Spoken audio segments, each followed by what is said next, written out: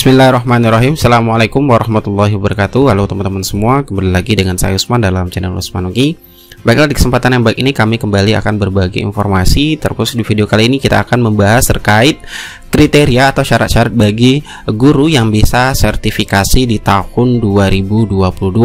Oleh karena itu silakan simak video sampai selesai untuk mendapatkan informasi selengkapnya. Dan seperti biasa, bagi rekan-rekan yang baru pertama kali menemukan channel ini, jangan lupa untuk tekan tombol subscribe-nya dan aktifkan lonceng notifikasinya agar setiap kami mengupdate info-info terbaru seputar pendidikan, teman-teman yang pertama kali mendapatkan notifikasinya.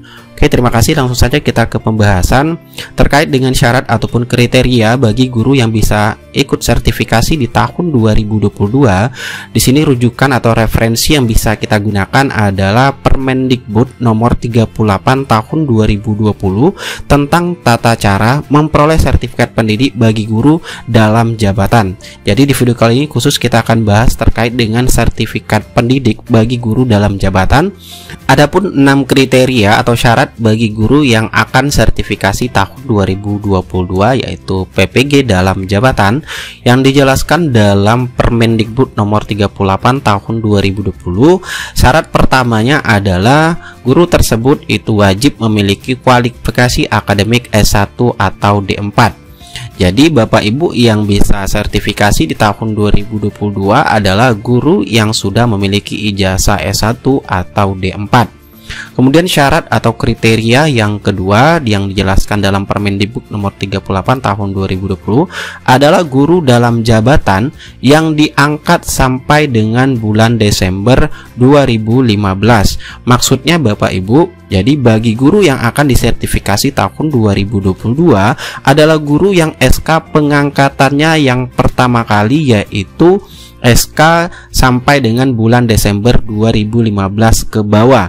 Jadi bagi rekan-rekan guru yang memiliki SK pengangkatannya di atas tahun 2015 itu berarti belum masuk kriteria untuk sertifikasi tahun 2022. Jadi memang untuk terkait dengan PPG dalam jabatan ini itu identik dengan antri ya Bapak Ibu. Jadi karena setiap tahunnya itu ada kuota yang terbatas yang sudah ditetapkan oleh Kemendikbudristek.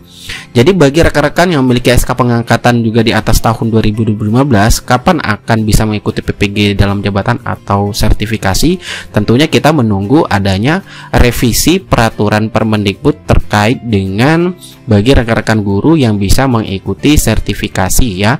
Karena untuk saat ini Permendikbud nomor 38 tahun 2020 yang menjadi rujukan untuk sertifikasi ataupun PPG dalam jabatan adalah bagi guru yang dalam jabatan diangkat sampai dengan bulan Desember 2015 ke bawah. Seperti itu Bapak Ibu.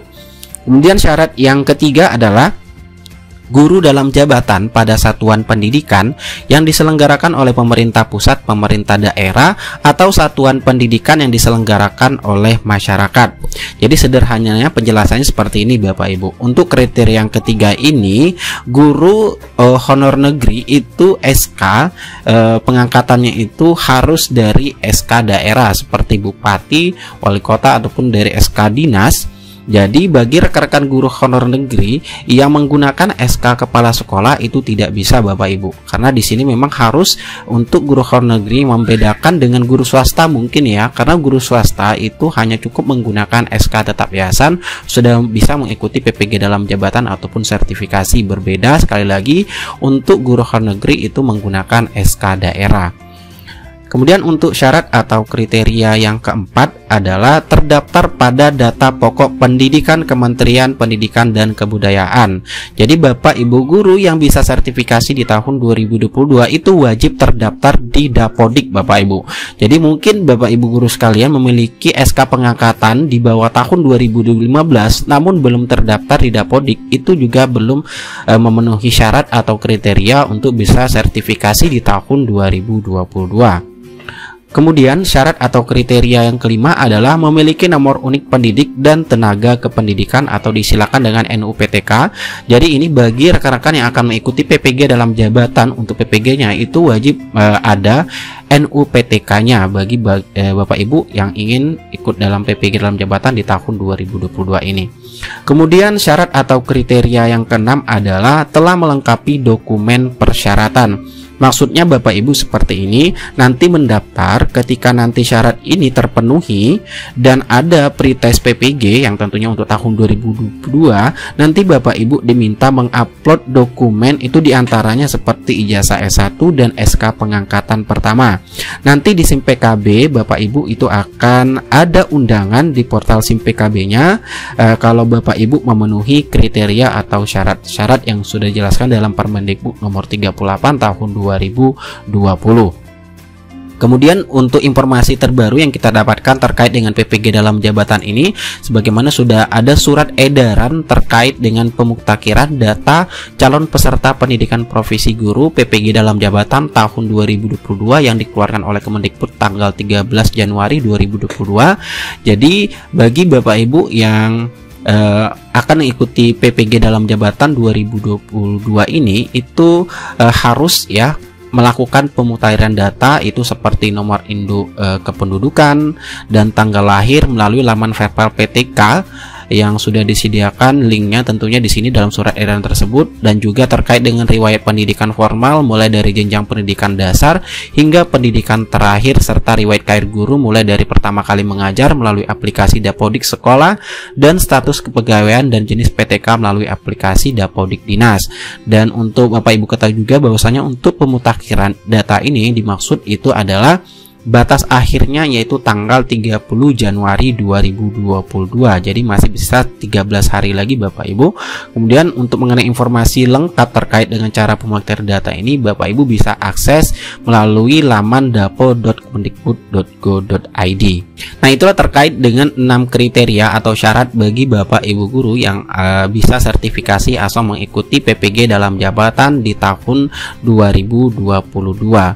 Kemudian sebagai informasi tambahan terkait dengan ini PPG prajabatan yang tentunya sebagian besar guru-guru honorer yang mengikuti seleksi ASN P3K sudah mendapatkan informasinya bahwasanya memang Kemendikbud itu merancang suatu PPG prajabatan model baru bagi rekrutmen ASN untuk guru, karena untuk masa prajabatannya nanti itu akan diisi dengan atau dilakukan istilahnya pendidikan profesi guru bagi calon ASN baru nanti akan ditugaskan sebagai ASN guru terkait dengan sesuai penempatannya.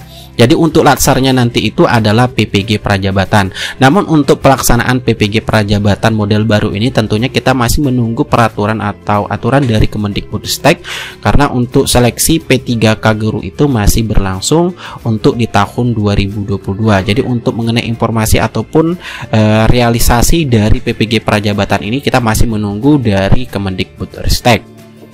Kemudian terkait dengan untuk PPG dalam jabatan yang dijelaskan juga dalam Permendikbud nomor 38 tahun 2020, mungkin dari Bapak Ibu guru sekalian sudah ada yang lulus pretest namun itu belum sertifikasi. Nah, itu ada penjelasan di pasal 12 di Permendikbud nomor 38 tahun 2020, di mana di sini jelaskan dalam hal calon mahasiswa program PPG dalam jabatan yang lulus seleksi administrasi dan seleksi kemampuan akademik. Jadi seleksi kemampuan akademik ini adalah pretestnya Bapak Ibu yang melebihi kuota yang ditetapkan.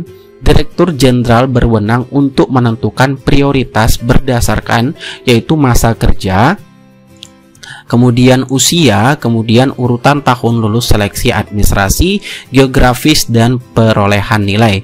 Jadi Bapak Ibu guru mungkin sudah ada yang lulus pretest yaitu lulus seleksi kemampuan akademiknya namun belum sertifikasi. Di sini ada penjelasannya bahwasanya itu ada prioritas berdasarkan masa kerja dari guru yang bersangkutan, kemudian dilihat dari usia, urutan tahun lulus seleksi administrasi, geografis, dan juga dari perolehan nilai. Jadi itu informasi yang dapat kami bagikan terkait dengan sertifikasi tahun 2022 atau PPG dalam jabatan tahun 2022. Semoga informasi ini bermanfaat. Sekian dari Usmanuki. Jangan lupa di like, komen, dan share, dan jangan lupa tekan tombol subscribe-nya jika teman-teman merasa informasi bermanfaat. Sekian dari Usmanuki. Wassalamualaikum warahmatullahi wabarakatuh.